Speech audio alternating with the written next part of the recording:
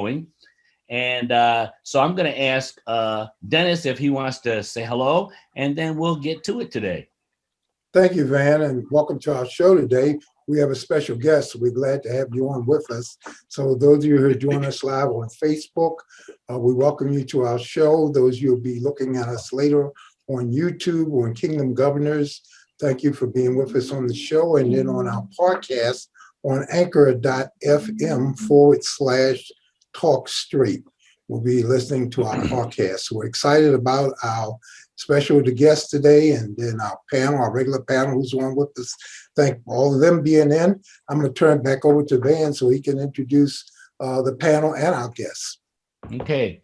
Well, Joel, I'm going to introduce you by reading an opening. You know, we all have done thesis or dissertations, so we know that there's always a central thesis to whatever we write. And I'm going to just read a quick thought from your book, and then let you just take the show from there, elaborate whichever way that you may choose. But I'm going to read this because the audience needs to know, they need to know your writing and who you are. And I'm glad for the whole panel being with us today. But from your book, the introduction, it starts out by saying, America's Unholy Ghost is a book about the frightening power of ideas and unearths the way brilliant philosophers ingrain racist instincts into Americans' religious and political life. This book is also about Martin Luther King Jr.'s fight to uproot racism and inequality from the American experiment by writing the conscience of the prophetic Black church onto American hearts and minds and laws of the land. Unholy Ghost comes to close to exploring what America across racial and religious divides can learn from the prophetic Black church ongoing struggle to continue King's mission to end America's addiction to racism and inequality, evils lurking within our body politic from its very beginning. So Joel, I welcome you to the program, and I hope you begin by telling us your whole sitz in Leben, your situation in life. You're married, you have children, where you're living, before you get into the other things. But give us some context for yourself today. Yeah, well, absolutely. Well, first of all, let me just say how honored I am to be with you, Dr. Gayton, and the whole panel. I'm a little bit intimidated because I guess I'm the only one who hasn't done dissertation. But my name is Joel Goza, and I am a writer who works from Houston's 5th Ward. And I live here with my family. You know, during COVID, I have been locked in to the house for a year with, I guess, my 3 best friends, my wife, my son, Roger, who is 4 years old, who y'all got to see a picture of. He's my background sometimes in Zoom, and he's fierce. And my daughter, Naomi. And, you know, I say that, you know, I never had a PhD from a regular institution, but I feel like in many ways, my experiences here in 5th Ward were my PhD. And I guess it was probably about 14, 15 years ago now that an African-American church took me under its wing and really showed me the ropes in the community. And I wrote America's Unholy Ghost really in an attempt to understand what it was that developed the racial crisis in our nation. So when I came into Houston's 5th Ward, my worldview, like the vast majority of white America, was really defined by racial mythologies that when I got to 5th Ward could not explain what I was seeing on a daily basis. And so in America's Unholy Ghost, what I write about is that Dr. King encouraged us to begin studying the roots of ideational race hate. And so that was kind of the spur that got me started. And I'm so honored to be with y'all today, for sure. Yes. And Joel, you also mentioned that you deal with the philosophical input from the Enlightenment, right, from Europe, France, England, sure, etc. Yeah. And King, you talk about King inciting you to look at that. So what did King say about these roots? How did he mention them? How did that touch you? Well, you know, maybe I'll begin and say what I thought of King. Okay. So what I thought of King was really shaped by Ronald Reagan, the MLK Day, that kind of framed King as kind of this motivational speaker, a leader for civil rights who had a good heart, kind of this cherished icon that brought about a colorblind society. So this is what I thought of King. And I only began reading King after I moved into the inner city. And when I started reading King after these experiences, what I realized was that I had received a King that was misframed. And when I began reading King again, he provided such a different worldview that how I began to read King was not simply as a civil rights icon, but as a revolutionary genius. And so, King is an Einstein. He is a Galileo. He is a Copernicus. He's this type of genius that demands we receive the world through his eyes. And what became clear in reading King was that it was a worldview fundamentally at odds with the worldview that shaped me, but not only myself as an individual, but American society. And so if we want to start thinking about the worldview that shapes America, that worldview is crafted not in America, but actually largely in Europe during the time of the Enlightenment. And, so when I studied just a little bit of the Enlightenment in your kind of 101 courses in undergrad, I learned to think of the Enlightenment as this time that brought democracy to the world, that unleashed scientific progress, that heralded human equality. And yet, whenever we studied the Enlightenment in undergrad, we didn't talk about the irony that it was really during the Enlightenment that not only these ideas of human equality and democracy arise, but the very work of slavery and racecraft arises simultaneously. And so, when I moved into the Fifth Ward, I was actually doing financial analysis and attending a white megachurch. And so it was conservative evangelical Christianity that had been very influential on me, as well as free market economics. And so when I started to think about how I think, maybe not to be too confusing, but when I started to think about how I think, I kind of think in sound bites, right? And I came across this quote from Thomas Hobbes. And what that quote said was that the value and the worth of a man, as of anything, is his economic price. Who determines that price? The buyer. And that's the only sentence that I read. But I knew right then that what I was hearing within that sentence was the very logics of capitalism, but not only capitalism, the very logics of slavery. And when that thing started reversing on me, you began to see how in very serious ways that slavery became the paradigm for economic thinking.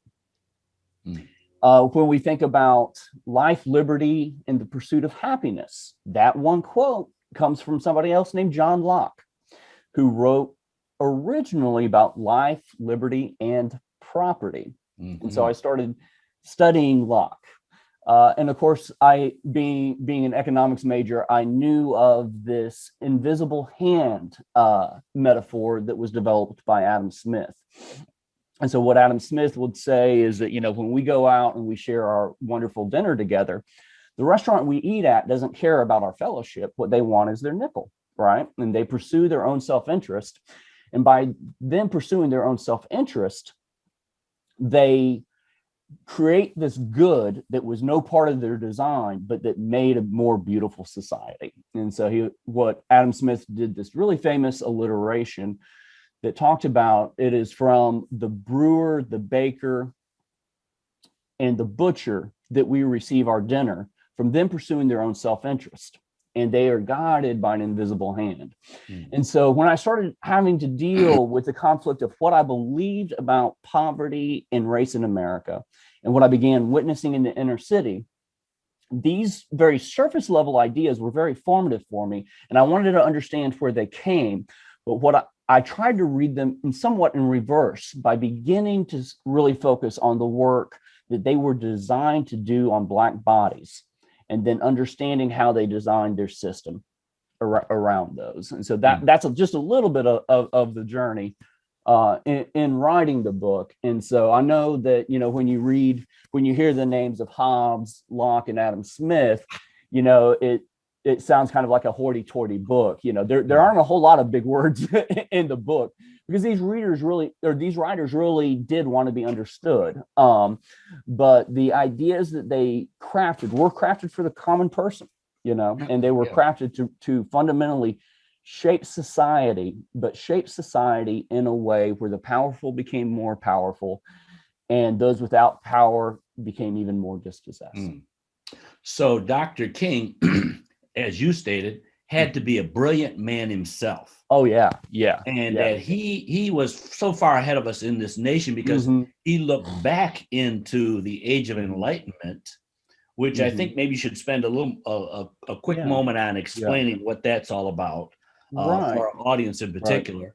That he looked back at that and was way ahead of the nation, looking back to the roots there. As it says, John the Baptist laid axe to the root. Martin Luther King laid axe to the root. He went right after them. Right. And, I think one of the things that would have to be said is that, I am not familiar with how much King really read the Thomas Hobbes, the John Locke's, the this, that, or the other. I mean, King's dream was to be a professor and to do that type of work. Yet what ends up happening with King is it's not an individualized brilliance. It is a brilliance deeply rooted within a tradition. And so if you ask yourself, what is the only institution not to be thoroughly formed by white supremacy? The only institution where that is the case is the prophetic Black church. That took white Christianity, that was an appropriated form of Christianity, and released it of white supremacy. And so the very worldview that King had was from the beginning very opposite of the type of worldview that shaped me in the church that I was a part of, right? And so that is what made the personal brilliance he had so explosive, is that he could take from a different tradition and communicate it across the swath of America in a very, very profound way, and begin unlocking, at least for a brief moment in our history, a greater potential for an interracial democracy. And so, one of the things we'll talk about is that, King only believed his work was just beginning. And so when he is getting towards the end of his ministry, it is clear in King that America has rejected him. America just rejected everything he was about. And yet, even while they were rejecting him, they couldn't keep him from changing our nation in very fundamental ways. Now, we also recognize that in your book, by the way, to our listening audience, viewing audience, Joel graduated from Wheaton College, I believe. I did. His undergrad, and he went to Duke Divinity School. Yeah. And Dennis and I have run around the campus at Duke. It's a beautiful place. We physically ran around and ate lunch in the cafeteria. So we held the ground of being there, and we enjoyed ourselves so much. But I was able to graduate Duke without ever having run. So right. I did a lot of sitting at Duke, not a lot of running. Yeah. So Joel, you have this area where you deal with different forms of Trinity. The Oxford boys that Hobbes and Smith and Locke were from. But you also you bring out in your trailer that you had 3 lies that were told about politics, but there are 3 lies also spoken of about religion. Could you elaborate a little bit on that? Right, about the politics or the religion? Either one. Okay. And well, both. what I wanted to do, with America's Unholy Ghost is really talk about the paradigms that shape that shape how we think about the very fundamental natures of government, the very fundamental nature of economics, the very fundamental nature of justice, and the very fundamental nature of religion. And what had to happen was these paradigms had to go through a revolution in order to harmonize with the enslavement of human beings. And so we had to start thinking differently about what we thought politics meant. And so the first lie that I talk about that was necessary was to begin thinking that government is not about promoting the common good of the people, but about protecting property. This was one of the original lies that becomes very influential in the American Revolution. Why do we go to war? Taxation without representation. They're attacking our property. And then once government is no longer about protecting poor people, about promoting the well-being of society, there is an economic system that developed. And what happens within economics? Well, we begin learning to think of economics as this moral free math. And so when I went to class in economics, did I study how much families have to survive in today's economy to be able to feed a family of four? It's not what I studied. Did I study how to protect the most poor and vulnerable in the institutions that I would lead? That was not what I studied. What I received in economics classes were grids and graphs. And what we began pretending was that economics was just this moral free math. And then once no longer the economy provides for people, no longer the government provides for people, the question becomes is how do you hold this whole thing together? And that's where we got this notion of justice. But justice gets to be reduced to just enforcing the status quo. Justice becomes retributive rather than restorative. When you have a society that is broken, your courts and your police start doing what's necessary. What's that? Enforcing the status quo. And so this becomes the political imagination that becomes very formative in America, very formative in the Western world. But then the question became, how can you sell this type of idea of government, economics, and justice that runs counter to the Christian heritage? Well, you had to start transforming what we think of as religion. And basically what ends up happening in religion, and I talk about three lies within religion, is that no longer in this age of knowledge is religion primarily about relationships. What is religion about? It is about having the right formulas, about having the right theology in place. And we begin believing that we can know God without knowing each other, and particularly without knowing the poor and the vulnerable. And so one of the things that becomes a hallmarker of white Christianity, whether it's liberal in nature, conservative nature, or somewhere in the middle, is that white folks believe that they can know God without ever needing to know Black people. Which is, and there's a deep irony in that, right? So if God is Father, and you believe that you can know a God whose identity is Father without knowing his children, that's hugely problematic. And it's that type of arrogance that marks all of white thinking, even secular thinking. So we don't learn politics from MLK, right? We don't learn economics from Cornell West. We don't learn, white people think that they can know all the answers to the world's problems without knowing Black people. So that's a very fundamental reality. And yet what happens is that as the evolution of these ideas go further, is that religion becomes reduced to soul salvation. And so we know before we've ever read the Bible what religion is all about.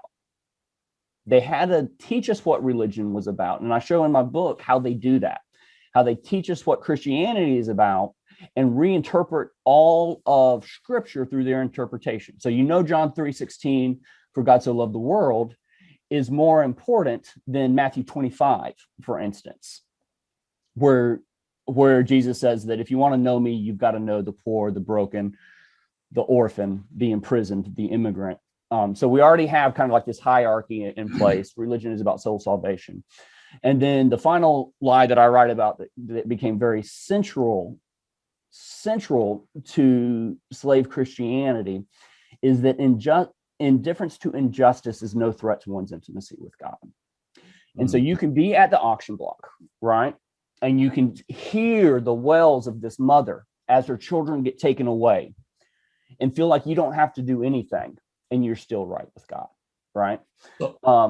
And I say the auction block, but that is still happening today, right? We don't have to hear the cries of the widows and the orphans, for instance, at the border or within our own city.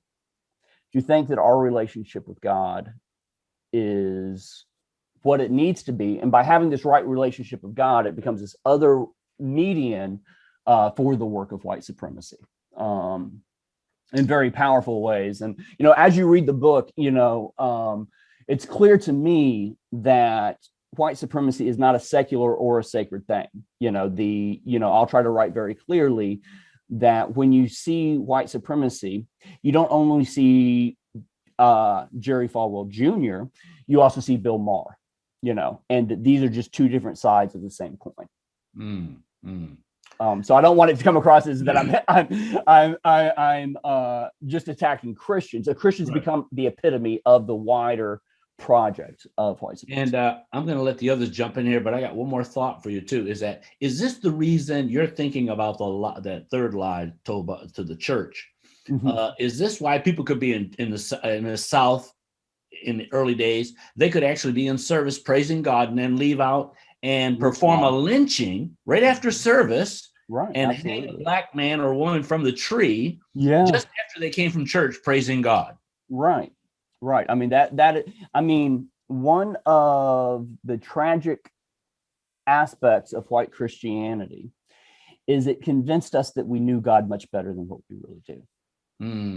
You know, and so we lost the humility somewhere along the way of what it means to be human, you know, to not have all the answers, to not need all the answers, but to be people who are thoroughly committed to the golden rule. And then work out our theology after that of how. Great. Well, anybody can jump in now. I'd love to, if I may. Yes, go ahead. Hey, Rob Rob, here. good seeing you. Joel, so good to see you. And thanks for spending this time with us this morning. Van, thank you for inviting Joel. I think this is one of the most important and timely messages the church, read that, the white church, particularly conservative evangelical church, needs to hear in our time.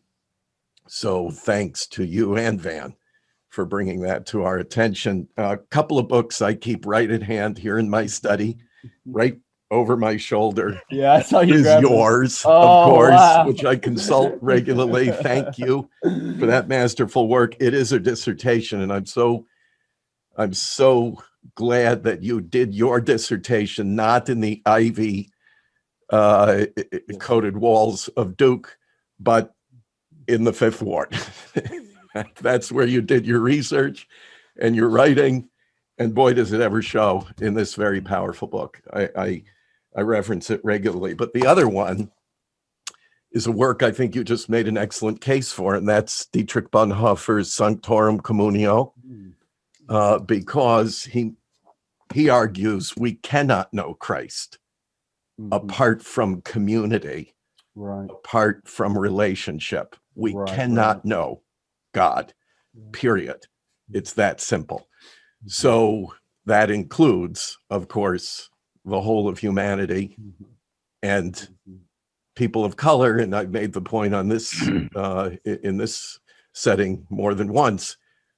It's about time for white folk like me to confess that we serve a Lord of color, a man of color. Jesus was not a white complected guy like you and me. Right. So all that. But if I may boldly take you to another author that I read years ago. I think you pronounce his name Wiencheck, Henry Wiencheck, who wrote An Imperfect God, George Washington, His Slaves, and the Creation of America. Mm-hmm. It was a life changer for me. Mm. And I wonder if you would comment a little, because what I walked away from in reading Wiencheck. Oh, and by the way, am I permitted just a little more time for a sidebar here? I served as a minister to elected and appointed officials in Washington for 25 years, and had the joy of knowing Jim Hudson, one of the premier American historians at the Library of Congress. And I'm down in the bowels of the Library of Congress with Jim one day, and he says, come on over here, put your hand out. I did. He opened a drawer, laid a very old vellum booklet in my hand, and he said, take a look at that. And I opened it up. It was George Washington's personal pocket diary that he kept in his coat. Wow. When he would ride around Mount Vernon plantation, slavery estate, and make notes, including on his slaves. And in the entry I read, he was distributing his annual clothing allotment to each of his slaves once a year. They got new garments, and that's it. That's all they had to wear for the entire year: work, sleep, play, everything. So, but what I went away from Wiencheck understanding was that for Washington, while he saw his slaveholding as immoral, he justified it with an economic prestidigitation. He came up with a formula, and it had to do with economy, with running Mount Vernon, with the prosperity of the nation. He justified his own moral compromise on that basis. And I just wonder, first of all, is that a correct, in your understanding of how the founders of this country approached their own slaveholding, enslavement of other human beings, and how that all weaves together with the structure that we have currently? Because it seems to me, you just made that, you just pointed that out, that it's still very present today, maybe even more so than it was back then. At least Washington admitted to not L'Enfant, but Lafayette. Lafayette, thank you. He admitted his moral crisis over his slaveholding to Lafayette. Can I just throw all that at you? Sure, absolutely. I don't know how well I'll be able to respond to it all. But when you think about, so let's leave the days of slavery. What becomes important with understanding the ways that Washington, Jefferson, and all these guys thought was that we begin to see the ways that we think and the ways that we justify our own lives today, right? And so when you hear arguments against a minimum wage, that, we can't do this, we can't do that because of X, Y, and Z. Humans are remarkably moral, flexible beings. Remarkably moral, flexible beings. I mean, it was funny. I was talking with the editor of my next project. You never hear people lament about rich people wasting money. That's not what the problem is. What is the problem? Well, if we pay reparations, those poor Black folks are going to waste the money, right? And and what ends up happening is we believe that we can't provide welfare. We've got to promote work. And yet we don't believe that you have to pay a living wage to people who are doing the work. And so there always becomes this kind of back and forth. Now, when you take a kind of telescope and go look at history, that type of moral flexibility and posturing runs throughout the project. And this is what Adam Smith would say, he says very clearly that when you see George Washington, you don't only see a white man keeping Black people in chains, you see a white man keeping other white people in poverty. Because that's what the slave system does. That's what its aim is. That's what it So when you go to Mount Vernon, you don't have a white Mason. You have an enslaved Mason. You don't have a white baker. You have an enslaved baker, because what ends up happening within this society. And so he makes this projection, Adam Smith does, is that for every Mount Vernon, you're going to have 1,000 poor white families. That will end up what happens. When you look at when war breaks out in the Civil War, for every wealthy Southern white family, you had about 1,000 impoverished. You had more millionaires per capita in Mississippi than you did in New York, And so that is the structure that did the work that it was designed to do. And so maybe two things on that, like one of the things that you'll hear people argue about is whether or not America was a Christian nation. And when you read the original text, you can make persuasive arguments one way or the other. And yet, if you ask what type of Christianity was it, particularly with a figure like George Washington, it was a Christianity that had become complicit in slavery. And so you have in the Declaration of Independence, all men are created equal. And yet 9 years after the Jefferson pens the Declaration of Independence, he writes what's Notes on the State of Virginia. And it's really within Notes on the State of Virginia that comes out about 4 years before the America's Constitution. What Jefferson will do is he'll provide a basic Bible for racial mythologies within America. And what he said is that there is something depraved about Black sexuality, something broken about Black families, that families' bonds don't exist. He'll say Black people don't even have the ability to feel pain. He says these people that don't feel pain, they are naturally lazy, and they don't have the initiative self-reliance requires. And these people who don't feel pain or are naturally lazy, maybe they need the slave whip to really get the work and the economy going the way that we do. And these people who are lazy and who need the slave whip, they have decent memories, but they're intellectually inferior to white people. And these become kind of the racial mythologies that begin shaping the American experiment. And so we believe, we have been trained to act as if poor families don't feel the pain that they're experiencing. We don't even have the ability of what it would look like for me to try to raise my family under minimum wage. We lack the capacity to even imagine these. But what becomes clear when you read Notes on a State of Virginia is that those were not just the racial myths of slavery, those were the racial myths of segregation, right? Something wrong with Black sex. And then segregation adds this element of criminality to it, that Black folks are more criminal. They're raping white women. That's why we've got to have lynch mobs to keep everything in order.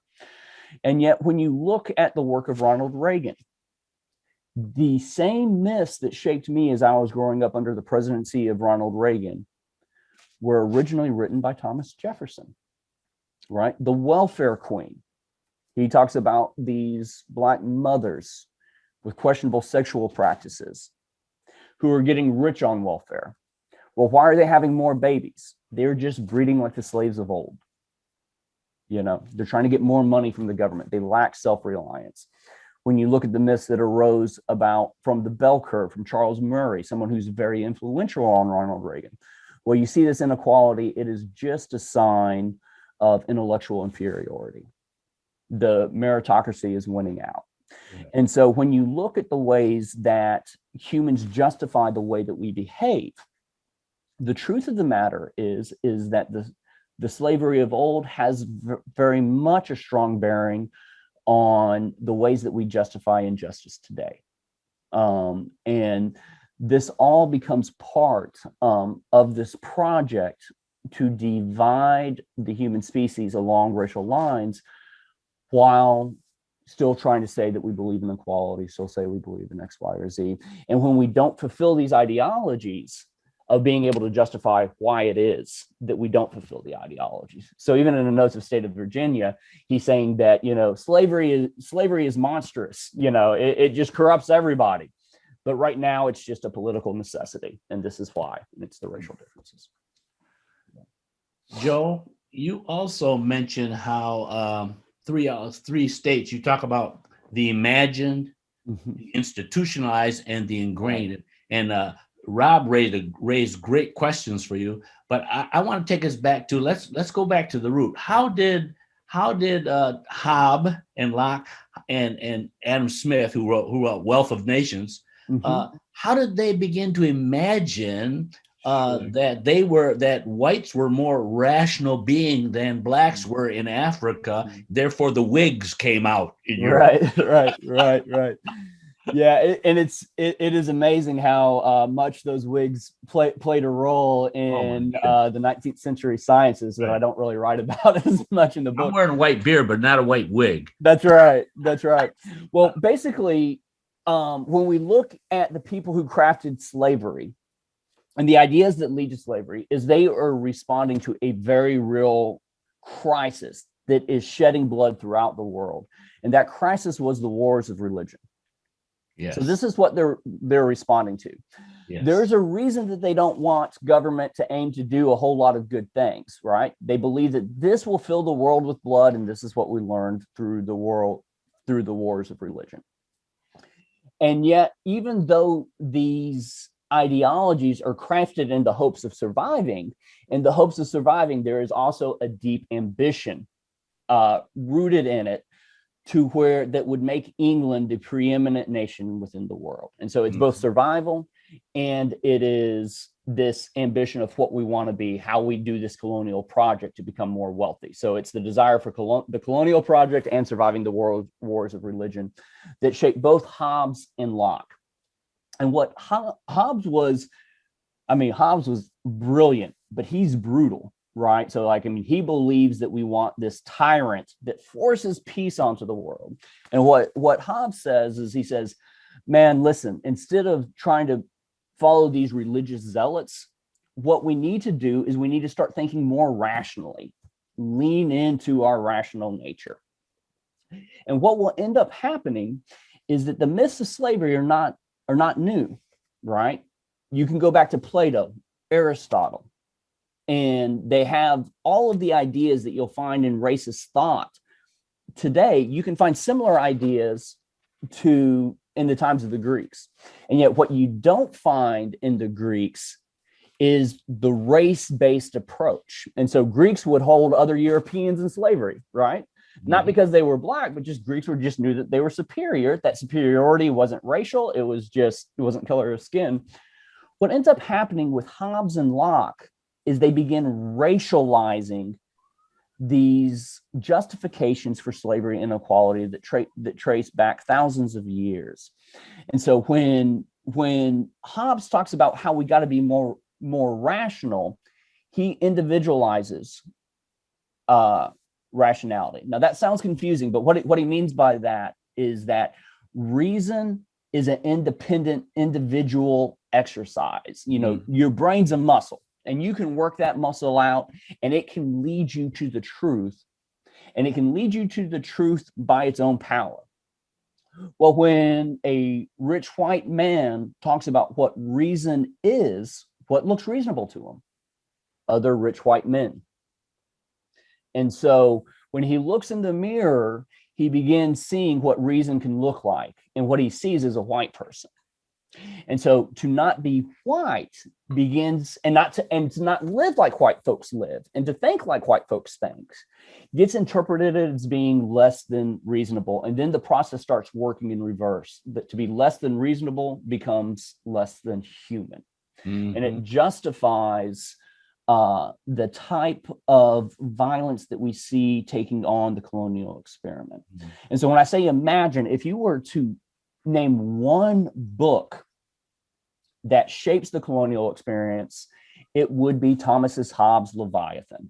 He talks about sending out folks, taking resources back to England, this, that, or the other.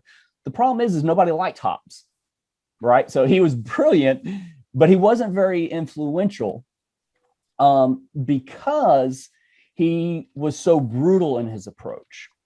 What Locke is able to do is he is able to figure out a way to do the same basic calculus, but put a different political veneer on it. And so rather than talking about how we need a tyrant to make this happen, what he is able to do in a very brilliant way is to do another revolution, but it's a revolution that begins harmonizing the interest of the aristocratic. Right. And so by making government about property, he is able to align the interest of the most wealthy among us and place them with a seat at the table. And so when we think about, how is it that corporations became people? It's this type of thinking of government being about property. We have the Supreme Court will recognize the humanity of corporations before they recognize the humanity of Dred Scott, and so even when you look at some of the laws passing today, you see these same type of tendencies. And so what Locke is able to do is he's able to take these brilliant ideas, but make them persuasive and put them within institutions. And then there becomes this question of, okay, we got this in institutions, and there is a certain peace that came about it, right? The wars of religion cease as these ideas gain traction about what religion and government and this, that, or the other is. But new forms of violence of colonialism end up arising. So Christians are still killing people. They're just killing for different reasons. And the question becomes is how do we live with the type of inequalities that is shaping us? How do we have what does justice look like? And that's where the works of Adam Smith become playing a very central role. And so there is this religion called Stoicism.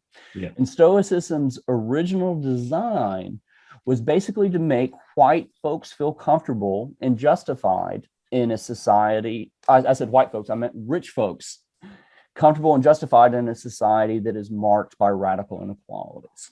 And it's that Stoic morality that gets into the economic system and begins shaping the morality of Americans, whether they're secular or sacred.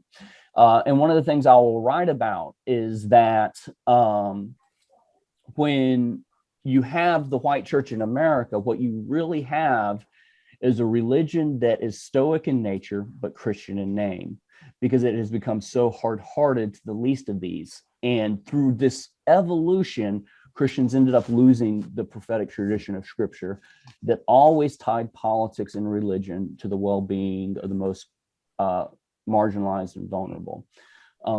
So Joel, can this create a schizo kind of position where through Stoicism, it also at the same time, the white church is experiencing a cognitive dissonance? Struggling within themselves because of this Stoicism. Yeah, absolutely. Well, when you see the self-deception at work in Jefferson's life, right? Because he will talk about the broken sexuality of Black people. What is he doing as he talks about that broken sexuality? Well, he had a life where he, for years, took sexual pleasures off of his slaves, Sally. And it predates Sally, right? Yeah. So Sally is in the old age, but even his sexuality leading up before his marriage is shaped by these things. And he talks about how Black families lack family bonds. What does he do to his own family bonds? He keeps his own children in slavery. And yet the issue isn't Jefferson. It is how that type of self-deception becomes paradigmatic for white people throughout our nation. So I can say that I believe in justice, that I want, and this is what you'll hear is that, I want what you want. I want equality. I want justice. We believe in getting there in different ways, and the different ways that we get there, one of them requires me to ignore Martin Luther King Jr. Right. So like if you see one politician in any age that was against Martin Luther King Jr., it was Ronald Reagan, completely committed to upending King's revolution. And yet he learns how to pose as if he's the accomplishment of King's dream. And so the painful thing becomes, how do we learn to tell history in an honest enough way that we learn to see ourselves? And that becomes, part of the work that is before us, and so when you had Mamie Till, right? Yes. What does Mississippi want to do? What Mississippi wants to do is to put Emmett's body in the ground as soon as possible. Why? Because white America always wants to bury the work that we are doing to Black people, to hide it, to not deal with it. And so what Mammy Till is able to outmaneuver Mississippi, get Emmett back, opens up the casket. And the purpose is not to say that white folks are less than human. The purpose is that until we start finding the courage to look into these empty caskets and to begin seeing the strands of white supremacy that has produced these violence, we will never be free from them. And so what happens? MLK becomes a child of Emmett Till. It is Emmett Till that drives Rosa Parks. And so, you know, the work that we've got before us right now is a work that is not about white conservatives and white liberals. You know, the work that is before us right now is to find the courage to not only open up these caskets, but to begin listening to the Black Americans who have been telling us the truth the whole time. The Black Americans we've been ignoring. Oh, and you hit something right there, Joel. There's a little story told. I've used it for years.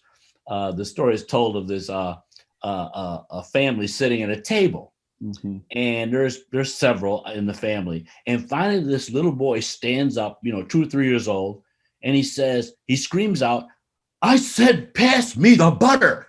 And everybody goes, "Whoa, what is the problem with that kid? He needs a spanking or something, But then somebody went back and showed the family the movie during the meal. And the little boy kept saying, "Pass the butter, please. Will somebody please pass me the butter? Please pass me the butter." And nobody was listening. And I think you've hit something right there that at least I identify with it as a Black man, a Black preacher,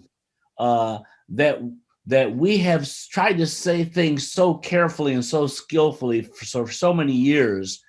I guess Carter G. Woodson would call it the miseducation of the Negro, but we've tried to say things so it's palatable and acceptable, and nobody is listening. And even today, I posted something on Facebook that I received, a white preacher who stood up in front of the audience and said, "White man, shut your mouth and sit down and listen." And so you argue in your book how the prophetic Black church is the best tool to bring education to white America even. And it was Martin Luther King said that the calling of the Black church is to help redeem the soul of America. I think that will be that, that's a consistent theme, when you talk about racial justice is not the work just to heal Black people and Black families.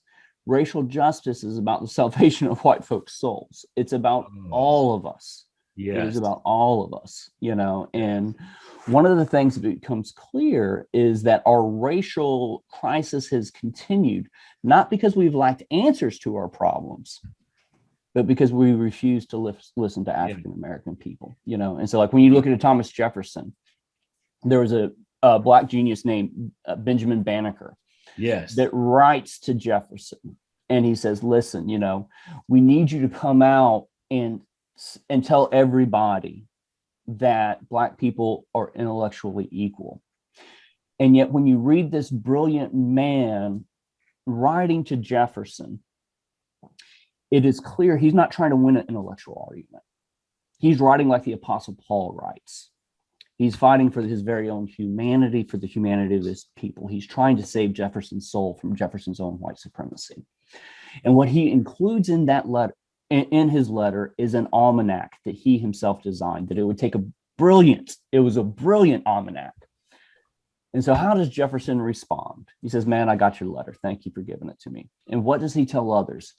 "Well, I think Benjamin Banneker might have had something to do with the almanac, but more than likely he had some white allies that probably did most of the work." And so even with the evidence of Black brilliance, Jefferson rejects the equality. What do we think of King? Well, King is the exceptional Black person. He's not just your everyday, And so like these type of tendencies that we have that have become so much of a part of our DNA, And one of the things that we have to remember is that, part of the work of white supremacy was to make us immune to the cries for racial justice, to where we always find a million and other ways to protect our moral flexibility. Well, I think it's so good, Dennis, that we've got Joel coming back next week as well, too, because there's so much to unpack. I know Rob is desiring to get in there as well. And Lois, you may have a question or two, but in these last few moments, but I think that our audience should know too, that Joel has agreed graciously to come back next week, because this is so insightful and there's so much to unpack. Even towards the end of your book, we haven't even got even there. We're still laying the foundation from the front end of your book. It's so wonderful. And even the very gospel message, Joel, has to be reshaped. I mean, the way we even tell the story. I mean, the Bissarat in Ethiopian, we're telling the story, but we're not telling it the way it actually is. It's another gospel, it sounds like to me. And the philosophers have poisoned the white Church of America from its inception, from the purity of the gospel. And we've got to deal with that. White supremacy helped us make ourselves immune to the gospel. There's no doubt about that. And there was one person who said the problem with white Christians is that they think they know Scripture. And yet, what we've seen is the only theologian that I know of from European descent that really took the time and became really famous, that really took the time to learn from Black folks, was Dietrich Bonhoeffer. Yes. He's the only one. There we go, Rob. There he is. We got Dietrich and we got Martin Luther King. We got a brilliant white guy. We got a brilliant Black guy. And them brothers are bad together. Both, incidentally, both murdered at age 39. I always found that so interesting. Right. If you Google our friend Reggie Williams on that very correlation, he's got a great little short video piece on YouTube. Reggie Williams on Bonhoeffer and MLK, really worth watching. Yes. And I'm just so grateful. Lois, am I blocking you out, or is there something you want to jump in there with? I have so many questions. This book is just amazing. One of the things I wanted to ask you, Joel, and you might just need to carry this on into next week. You quoted Kendi as arguing that for too long we have attempted to educate white folks out of racism as if white folks' ignorance was the problem. And for too long, Black folks attempted to assimilate to white culture as if white culture was the solution. So this idea of white folks' ignorance being the problem, you also call for depth perception, a moral depth perception in your book.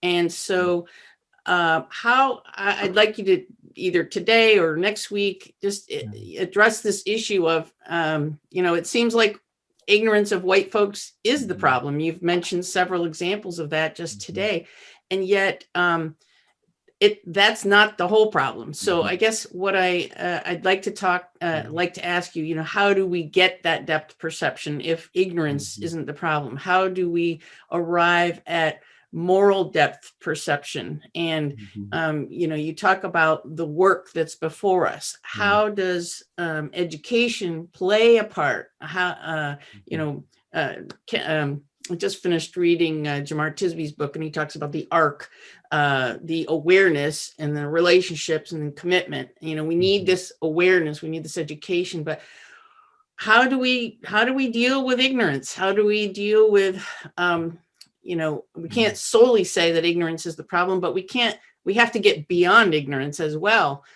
Even your moving into the Fifth Ward was an educational experience for you that was not only, cognitive, but visceral on a day-to-day level. So that's my question. I'm going to kind of throw it out there, and you can address that how you like. I know we only have 4 minutes, so. Sure. Well, I don't have any silver bullets, but in the kind of what I've learned is part of learning. Part of life is living without silver bullets, and it's about staying in the saddle and trying to become the people that we desire to be. And so when Tisby talks about relationships, I think that Kendi would say something very similar, But what also becomes clear is what facilitates those relationships has to be changing of laws. We have made a society in which healthy relationships have become a near impossibility. We've made it impossible to have the type of relationships that we have to have a just society. And that was the whole purpose of segregation, right? Was to defeat the possibility of these transformative type of relationships, And so I think part of the problem is not just at the head, it's in the heart. And part of what forms head and heart are laws. And so the work that is before us is 360 degrees in nature. And yet the steps that we take are one step at a time with things. And what I mean by that is that when we think about the changes that have to happen, it can be overwhelming. And yet we live one day at a time. And what becomes clear is that the very goals that we have will drive our life together. And so, we became a country that said that, we're going to go to the moon. We're going to defeat gravity. We're going to defeat spaceship. We're going to make spaceships, which is crazy. I mean, even the term spaceship seems out of science fiction. But we were able to do all of those things because we committed to it and we learned from our failures and we kept on going. In our war against white supremacy and in our war for equality, I think that the same principles apply, that you have to know what you're aiming for. That we want a society of equality, we want a society of intimacy, we want a society where no longer does white supremacy have the definitive role. And by having the right aim is how we find the processes that we don't even know yet. But that's how we discover the processes that we're going to need to implement. Yes. And again, I'll say that we're coming back next week, so I think everybody will be loaded with questions for you, Joel. Having heard you today, everybody will have a lot of questions for you next week. Well, I'm honored. I like the way you talked about day by day because, the prophetic Black church has to be listened to. And the mantra that we grew up with is that God will make a way out of no way. So, we serve a God who sits high, but he looks low. So, won't he do it? Absolutely. Yeah. So Dennis, we're just about out of time, are we? We are. Tom, you want to say something before we? Tom is there. Tom's right there. I don't see him. Tom is there. Your mic is muted, Tom. I look forward to next week. Joel, thank you so much for being with us today. Yeah. It's an honor to be with you. Yeah. Honor to be Good. with you. Joel, See old friends and meet you. I think, Joel, that when we come in next week too, I guess, some of our audience is asking too, in the notes, we've come to these truths over and over again. And I like a point you just made that you have no silver bullets. But I guess next week we need to talk about too, where we go from here. We've rehashed the issue over and over again, and it's been a problem. I just watched the HBO special this weekend on Judas and the Black Messiah, which is the story of the Black Panthers. That was real interesting. Yeah, I watched it last weekend. We get to these truths.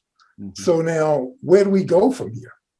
And I guess let's talk about reparations next week. Yeah. That will be a good conversation. That was Dr. King's book too. Where do we go from here? Where do we go from here? And Joel, I think there's enough minds at this. This whole straight talk is about the fact that we together, Black, white, Jew, Gentile, male, female, we believe in this ministry of reconciliation, but we realize that we all have to come together to get to the promised land. And so we are coming together on this show to show the world that we want to make this one step at a time, and we want to find the way together for the glory of God. And so I thank you, Joel. And I know you'll certain things may have resonated in you that you want to elaborate on next week, and questions will rise. And I just think it was a precious moment in history, and that you gave great insights to not just talking about the problem, but you deal in your book with the roots of the problem, the roots Yeah, we talk about problems, but you got to lay axe to the root. And I think that's what your book is addressing so clearly and so theologically and philosophically and politically and et cetera, et cetera.